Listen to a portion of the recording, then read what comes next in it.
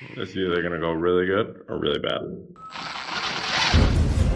This is a cave packed full of really incredible things, whether it's climbing walls and stalactites and bats and 3D printed animals. This whole area is absolutely incredible, and I'm so proud, and I can't wait for you to see this. I'm Sean, and he's Patrick. Our parents started this 40 years ago, and now we build everything from luxury pools to zoo habitats. We are Rock Inc.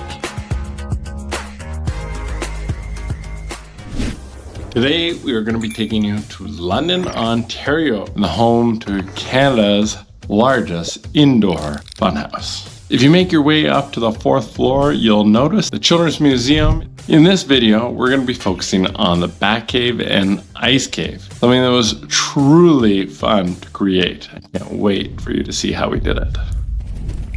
When we were challenged to create this cave, we actually have been asked to create a sample piece first, a ceiling, a floor, and a wall. We decided to go next level and make all of those into one so that they could see exactly how those intersect and really get a sense of what we were going to create.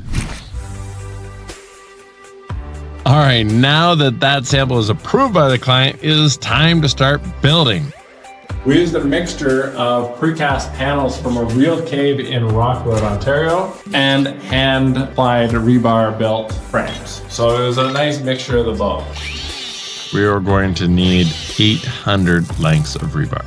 So when we build and we mix the rebar and of course the panel system, it's very important that we do this exactly the way that an engineer requires. We need to make sure that everything is safe, that there's no wire sticking out. We need to make sure that our rebar grids are in good shape, strong and structural, that all of the steel is as perfect as physically possible. This project doesn't get done because of one person. This gets done because of an incredible team. Eddie, our welder, who's been on a couple projects and fantastic at it, understands not just the rigid requirements of a certified welder, but gets this artistic part, has done a ridiculous amount of rebar bending, sculpting, and creating.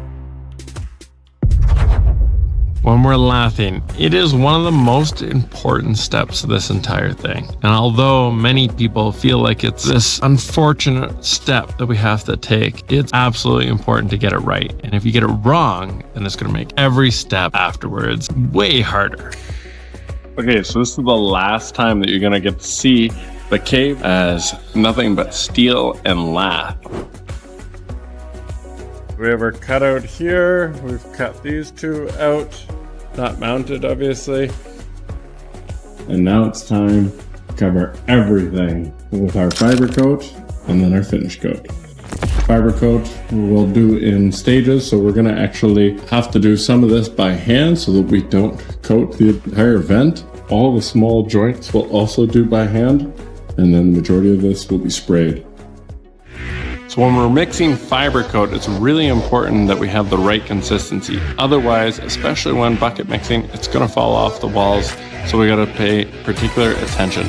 So when we add our fiber to the mix, we're actually able to create a custom mix for ourselves that we know is gonna be high strength, high impact with a lot of durability for the years to come.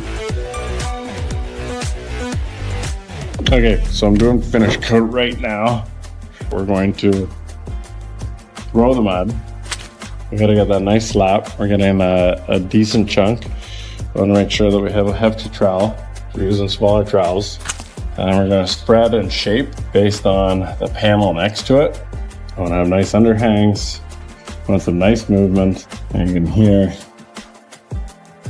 a nice trowel sound. We've also had two other additions. So Eddie welded up these boulders here. These are the crawl throughs. For here and here. We got these seams here. Started the ceiling to see how that will actually fit and go. And then we did this whole seam. Tomorrow, we're gonna start coming around, chipping away bit by bit. I have about 2 weeks in this cave total. I am carving concrete to look like rock. What we've done is we've thrown this concrete on. We've actually stamped it, rolled it, brushed it. And what we're doing is this entire cave section. We typically try and go about an inch thick with our concrete so that we have room to carve in wherever we desire. So take this line, which I mapped out earlier, you can see, and then I'm just going to break it up a little bit, and I'm not going to have to do it everywhere because I don't want it everywhere. Then I'm also going to take a line straight through, just as if it's doing a little bit of a scrape, as if something big has come right across and scraped right through.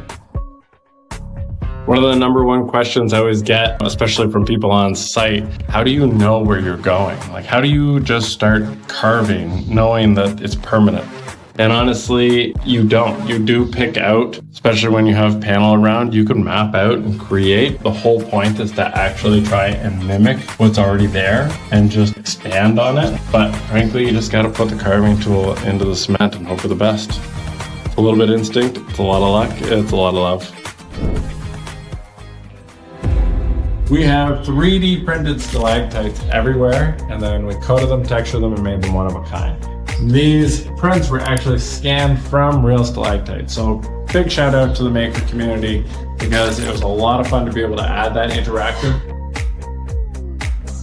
We've got more stalactites every day. We've just added in 2 more sets there. I got 2 more to go in, and then that section should be settled. I have maybe 4 to go in here and another 2 over here. I think will look great. I want to put in another 3 or 4 stalactites over here. We then did a couple sculptures like this raccoon, which turned out fantastic. We actually 3D printed the base, and then we hand sculpted on top of that, and then hand painted every last element.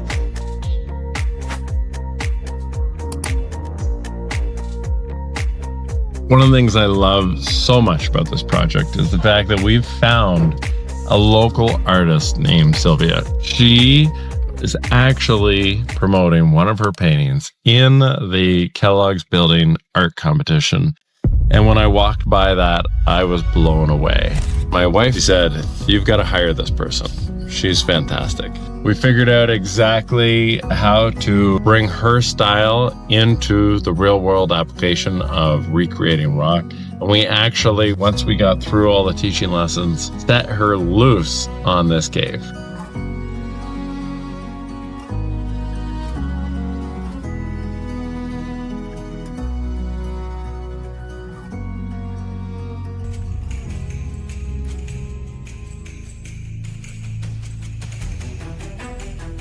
Okay, I got a couple goals for today. So here's the mini project within a project. We are to turn this sectional wall into a traditional rock climbing wall and utilize some of the natural faces of the rock, but we also picked up a bunch of climbing holes. So what I get to do is actually play rock climber and set all these holes into our wall. Probably thinking that looks pretty done. I got a little patch over here, a little patch here, 2 little patches here, before we finally call this cave complete. I gotta get some snow on these walls. I am going to hopefully start at the top, work my way down. I'm gonna go over the rock, which I think is gonna be a really cool effect. Something that I've been very excited, a little bit nervous, but very excited to do this entire time. Only thing missing is my icicles. I had planned to have this completely done out with icicles before. Ran into a couple little production issues for that. But I'm going to keep going on that, and then I'll just add them afterwards.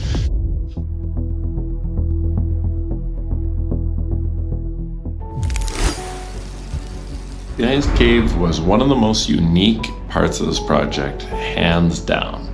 We've done a lot of rock and done a lot of trees, but we have not done a lot of ice.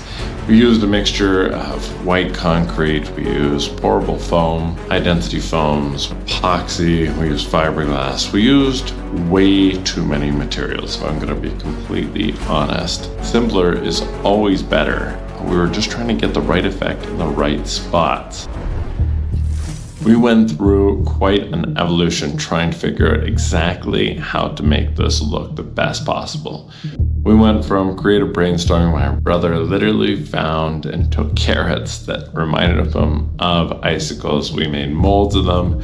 We made resin-based icicles, and we thought we actually did a great job because nobody could really tell. But the first person actually recognized it as a carrot. the entire world realized this was a carrot. So we had to scrap that idea and we had to go somewhere different. And that's when we decided to use scanned real icicles and then 3D print them. And it worked out fantastic.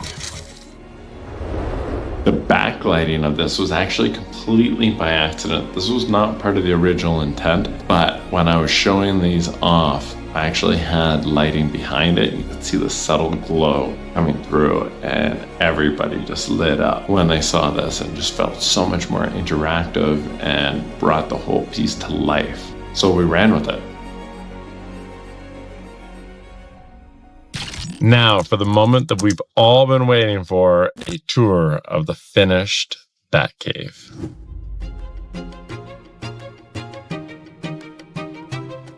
As you come through, well, obviously kids are going to be coming from all directions, which adds to the chaos and a little bit of the mystery. So you could either be coming from the down dig pit or the ice cave, and then you're coming through and you have a bear hidden in its cave. The cool part is they've got really dim lighting, and they have this co-lighting that we created. They have speakers everywhere, so eventually you're going to have the sounds of the cave as well. All the signage, lighting, everything else like that is done by Giving. There are a lot of really cool interactives meant for the kids, a lot of higher learning points so that kids can actually learn while they're in that immersive experience. This is going to have all the hard hats. There's going to be a spot where there's bat suits hanging here. There's a few little tunnels to crawl around on in the Batcave, and we had to find a compromise between the realism and the enjoyment of climbing through a long, skinny little tunnel. So we raised them up a little bit higher. We made things a little bit easier.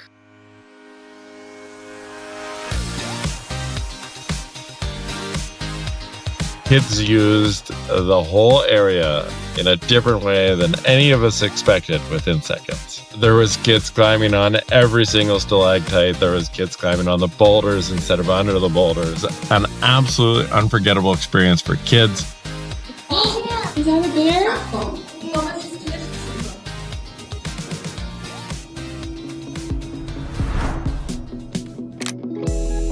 So I just wanted to give a huge shout out to, of course, Cubic, who made it all possible. The Children's Museum, amazing staff, every single one of them. I do not say that lightly.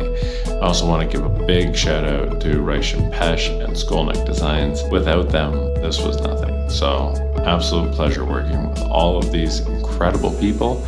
I hope we get to do it again. If you thought that was everything, we were actually just getting started, because if you wait just a little bit of time, click this link, you're going to see how we built the rest of the Children's Museum.